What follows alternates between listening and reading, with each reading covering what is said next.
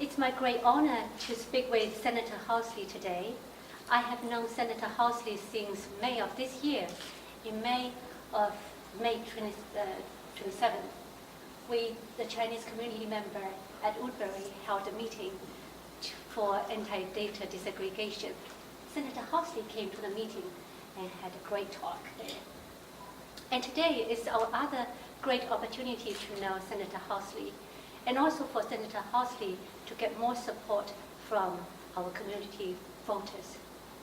Due to busy schedule on your end and Chinese community, like now the school year starts, so we're just gonna record the conversation today.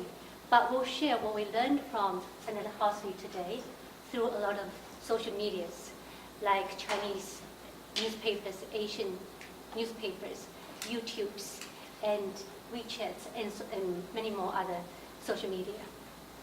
So let's get started. Yay. Here we go. So for starting, Senator Housley, what could you describe briefly about yourself to the community? Thank you, and thank you so much for watching and joining us, and thank you for inviting me to all of the events that you have had. It is, life gets busy, and we have kids and jobs, and it's so busy that we can't, and I'm running for the United States Senate. You add that to the mix, so thank you for coming in and doing the video. I am a small business owner. I have had a real estate business in the East Metro, Stillwater, Woodbury area, and then into Wisconsin. In both Minnesota and Wisconsin, I have a real estate business. And I have represented my district, Stillwater, up to Forest Lake in the Minnesota Senate. So I have been doing that for the last 6 years and really, really enjoyed it. And now I'm running for the United States Senate to bring the same thing that I've done in the Minnesota Senate to the United States so I can represent everybody in Minnesota. Well, in more details, what is your motivation for running the U.S. Senate? I think I've done a really good job, not just listening to the Republicans that voted for me, but also Democrats and independents and even those that don't vote. I represent a district at Stillwater Forest Lake that is sometimes Democrat, sometimes Republican, and the first time I won it, I only won it by 1%. And then I worked really hard for 4 years to really listen hard to everybody. And then I won it again in 2016 by 25%. Wow. Yeah, so it was good to get that validation from the people that they really did like what I was doing. And I think that's what people are so frustrated with in Washington, D.C. You get people on the far left, on the Democrat side, and the far right on the Republican side, digging their heels in and not working together. And we need more people that want to work together and collaborate and get good things done for Minnesotans. And we haven't had that here for a long time. Yes, of course, yes. If you are elected, what will be those 3 most important focuses as the new U.S. Senator?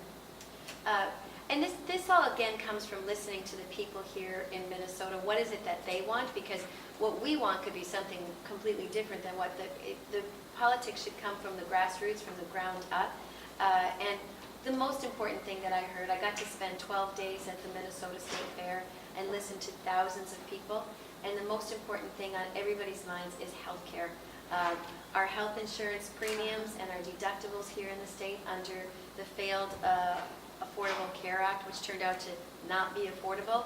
The premiums and deductibles have doubled and tripled, and it's taking a lot of money out of Minnesotans' pockets.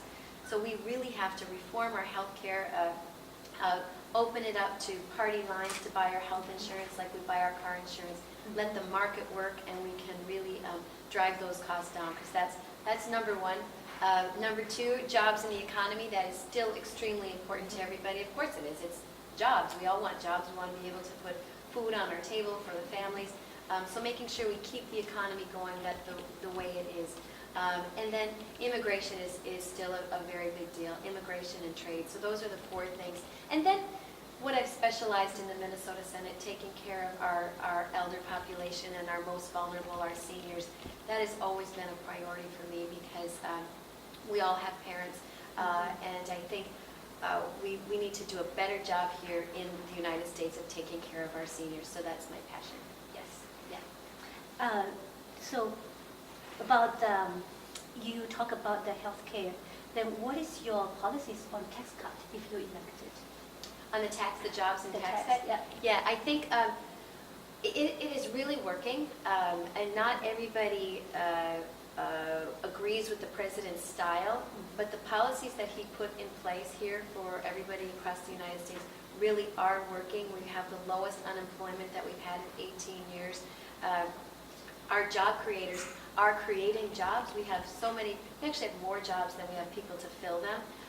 And so it is working, and people are feeling that in their pocketbook, especially after the tax cuts, the lowest taxes in 31 years, and people are feeling that. The unfortunate part is the money that we are saving because of the tax and jobs bill is, what that we're saving is being taken away because of the health care costs.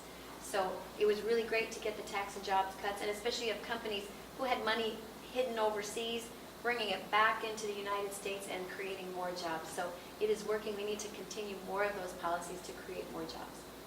I see. You talk about immigration. If elected, what's your policy on immigration? And I think last time I talked to you, my grandfather was an immigrant. He came here from Yugoslavia. He came to work in South St. Paul in the meatpacking plants. And so all of us are either an immigrant, or our parents were immigrants, or our grandparents, or great-grandparents. We all came to the United States for the American dream. And the way the country is going now, that dream is coming true for a lot of people. So we need to make sure that we reform our immigration system to make sure that we can get the immigrants here quicker, get the paperwork done faster, but we want to make sure that the people who come here are coming here legally. Mm-hmm. So we need to secure our borders and not just let everybody in. We need to have them go through the proper process, and we need to spend resources on making that process go a lot faster. Yes. We have seen you traveled a lot on the state, and you, like you said, you've met a lot of people at the state fair, so you have talked to many folks. Yeah. So in your opinion, what are the biggest concerns Minnesotans have? Yeah, and that's what I really did here at the state fair. Healthcare is number one, jobs, immigration, trade is another one, especially in greater Minnesota and the rural areas with our farmers, making sure that they get a free and fair trade deal. The president this is the first time that somebody has actually put this focus on trade. It's been unfair for a very, very long time, and the farmers needed this to get done. It's very uncomfortable right now with all of the uncertainty with the soybeans and the pork producers, but they do know when this deal gets done, they will be the ones to benefit from it the most. So that's the other thing we really need to focus on. And again, the number one besides healthcare is they want to send somebody to Washington, D.C. who has a track record of getting things done, who has common sense, who will work hard and do the right thing. And I've done that in the Minnesota Senate, and I will do that for the people in Minnesota in the United States Senate. Yes.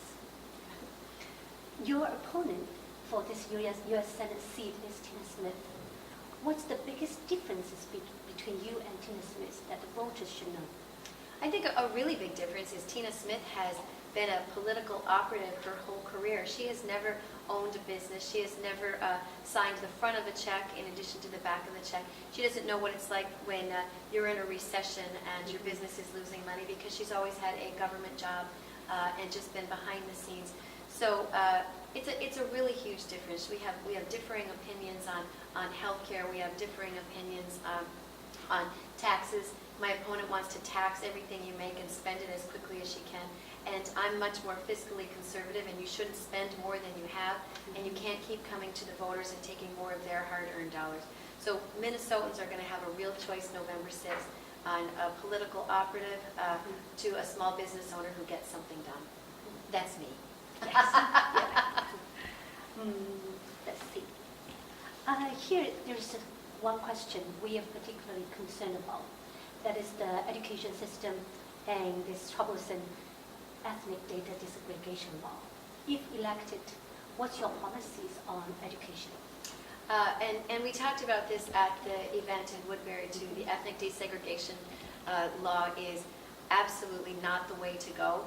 You shouldn't be putting students in a ethnic culture column and have that travel with them throughout their school years, because they're born here, they're Americans. Yes.